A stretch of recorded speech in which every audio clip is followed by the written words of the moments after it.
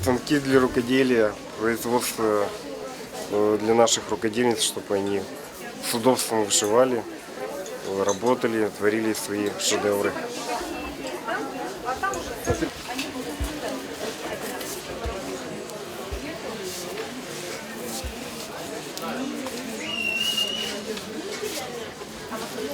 Мы со спецшколы, вот, у нас дети тоже бисером вышивают. Это можно же, да, допустим, это ничего, это вышивание. Да. Это вместо вот этого круга, да, который... Но если держать вот такие, держать цепяли, то тут еще